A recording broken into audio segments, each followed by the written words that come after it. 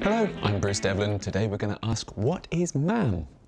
Well, you'd think everybody would agree on that, and I asked all the MAM vendors I could find a couple of years ago for the SMPTE, what is a MAM? How do you define it? And you know what? Most of the MAM vendors disagreed on the definition of what's in a MAM and what's out of a MAM. Why is that? Well, I think it's to do with the evolution of MAM. Back in the dark ages when we had tapes and post-it notes and Rolodexes and card indexes, MAM was all about finding the physical asset and finding out which building and which shelf had the tape that you were looking for. Roll on computers and suddenly we're in an age of digital media asset management where it's all about finding and retrieval again, like it was before finding the right tape, but now we've got some stuff stored on rotating hard disk and we've got to find out which folder and which hierarchical storage management system that it's in.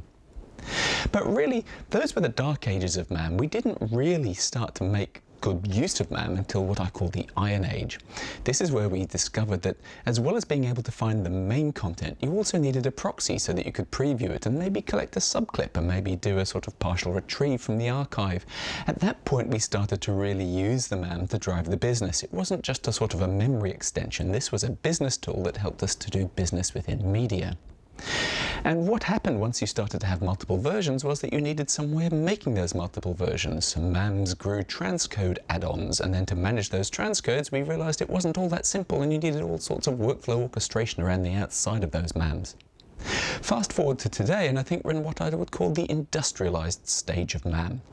Here we have not just the storage, retrieval, indexing and finding, but we're now moving towards what I call story-centric MAM, where it's all about the story you're trying to tell. And it doesn't matter whether that story is a news story or a sports story or an episodic or a movie or pulling an archive. It's all about how do we get that story out to the different distribution platforms. Doesn't matter whether it's OTT or broadcast or satellite or cable. MAM is all about managing the content, getting it onto those different platforms and orchestrating the workflows to get it there.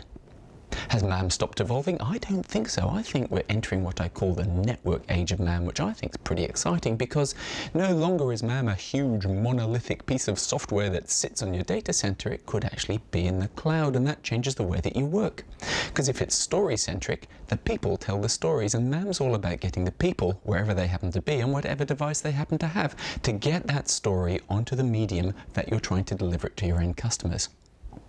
What's a MAM? Well, I'm still not sure I know, but it definitely involves the management of media and the management of the processes to generate that media. But most importantly, it puts the people back in control of the stories.